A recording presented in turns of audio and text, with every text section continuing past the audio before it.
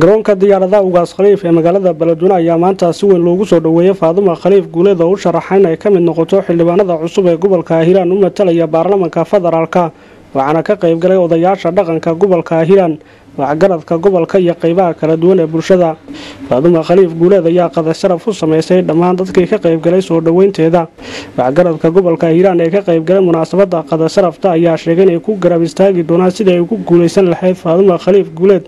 inay ka mid noqoto xildhibaanada cusub ee gobolka Hiiraan u matalaya baarlamaanka federaalka.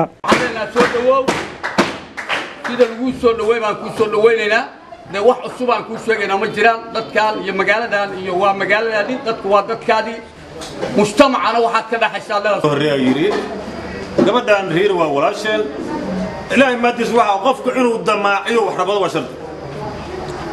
hadda kora buhru weynana wax raadinayo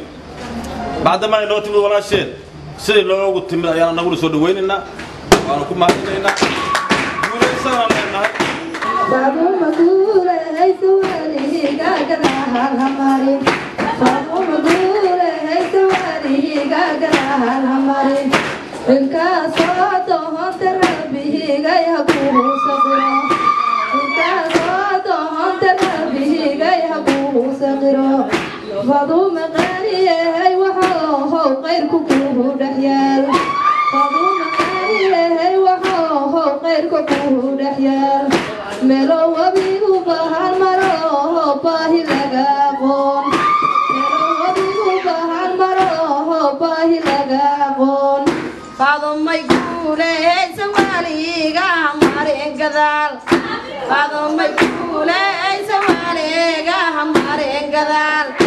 garadaha leesku soo dhaafay garabka suro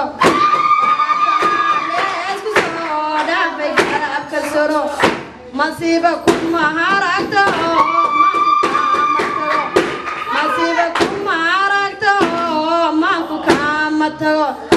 sidii toosaneedo gacanta taariikh Faaduma Riira soo dhawaa xilwaanimo ku soo dhawaa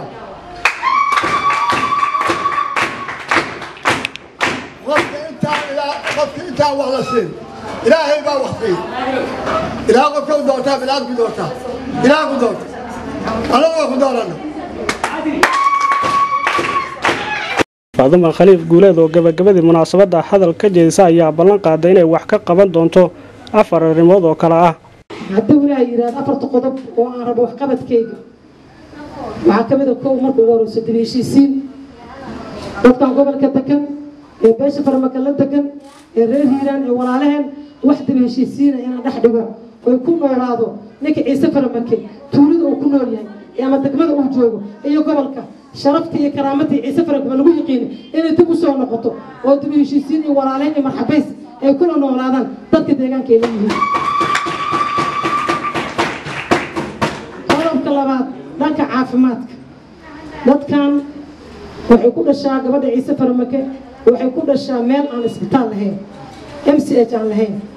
qofka warqabta aysan lahayn tuulada laga qaado Beledweyne la keena Beledweyne xamar waxa hortiina ka ballan qaada tuulo kastoo Ciise farmaka ina MCH ay gabadha farmaka ay ku dhasho iyadoo dadku dadkan waxay ka kooban yihiin reer guura iyo reer webi beeraley iyo dhaqaalo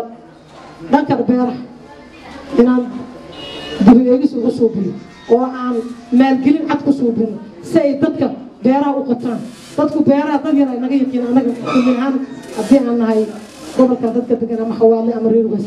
waxaan 80% rabaa inay noqdaan sida kilika shanaad ninka asoo beertiisa haysto oo abuurtay geelisan inuu ku haysto